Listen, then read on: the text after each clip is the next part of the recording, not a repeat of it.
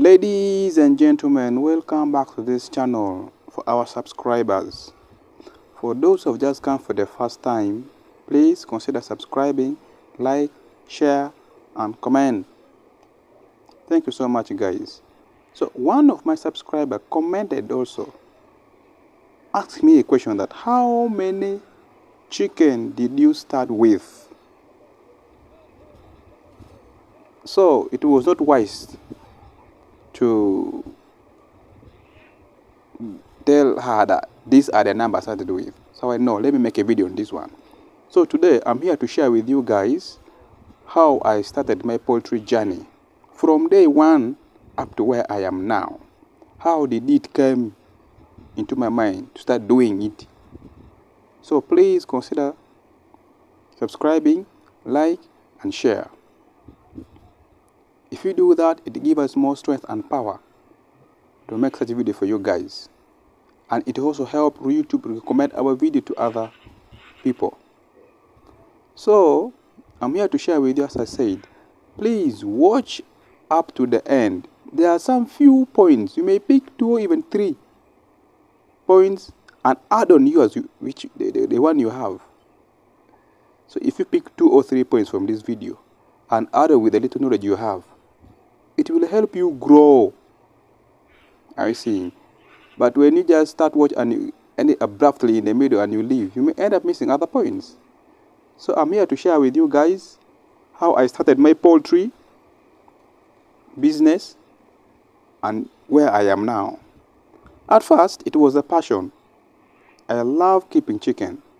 That is it. I just love keeping chicken.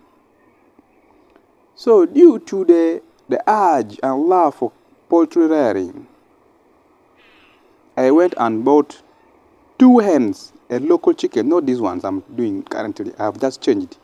That's why I'm saying I'm going to tell you slowly the progress until where I am, how I started, the challenges I've been making, and how I've been developing my ideas.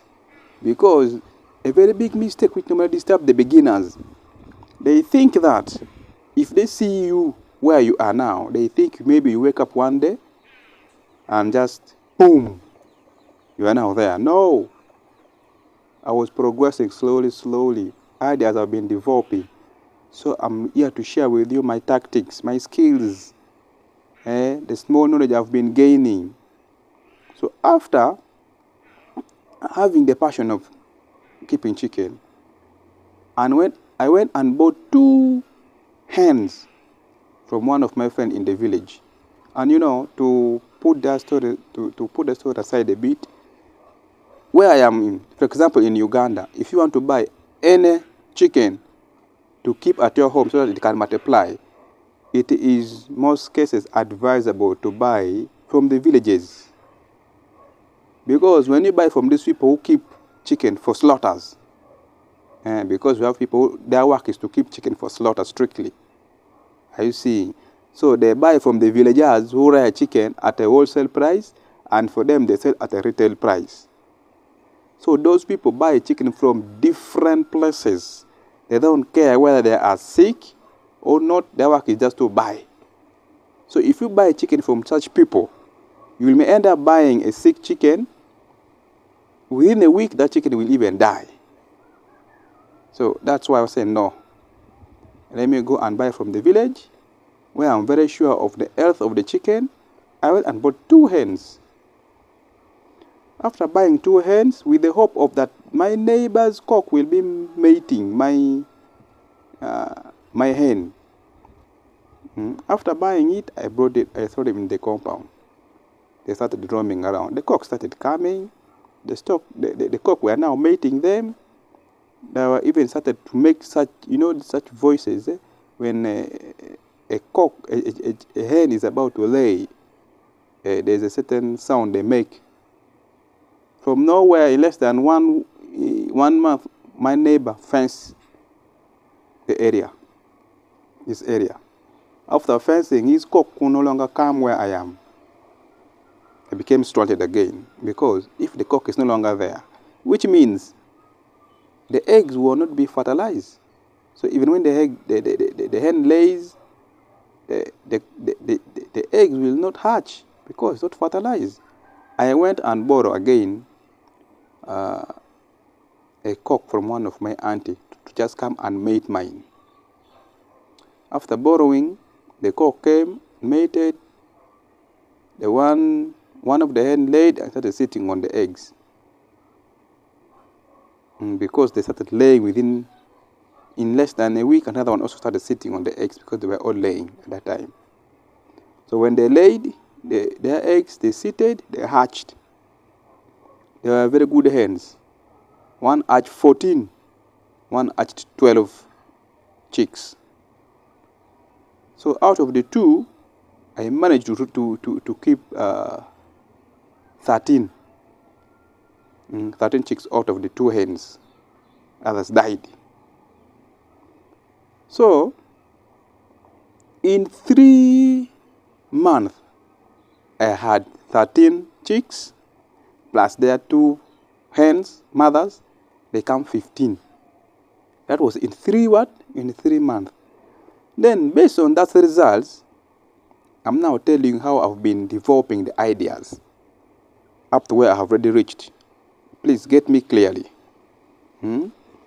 So now, after in 3 months, I have now 15 chicken. Based on that record, I said, well, which means the next the next 3 months again, I may have, for example, let me assume now 15 again, which means in 6 months, I have 30, which means in a year, I will be having 60. So I sat down and I said, no, which means I may be keeping chicken for the whole year, and in the whole year I have only 60, something less than 100, 60 or even 80 chicken in a year, less than 100 chicken in a year. But I'm saying I'm rearing poultry. That thing did not make any business sense to me at all. So I started thinking for plan B. Something came into my mind that I should buy many hens so that they can lay eggs, sit on them and hatch. But unfortunately, if you have many hens which are laying, they become careless. That is naturally hens. For those who have been keeping local chicken, they can understand what I'm telling them. But when you have many hens which are laying, they become very careless. That's why in most cases, when hens are too many, people we slaughter them and eat them out. They no longer, they become careless, no longer productive. So I said no. Another problem came in. Since they can lay and not sit on the egg because they are very careless, we didn't have even any incubator in my area.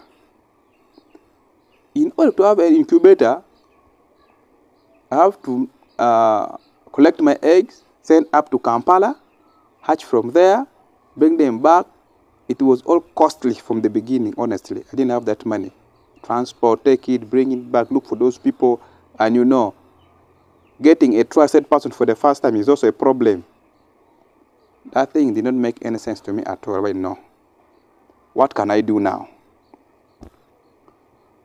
So something came across my mind right now. Since you can spend the whole year and have few chickens, but you have spent a lot of time and the little resources you have, but you are gaining nothing. That's why people are saying that local chicken can make you poor. Why you should not keep local chicken? That is the reason.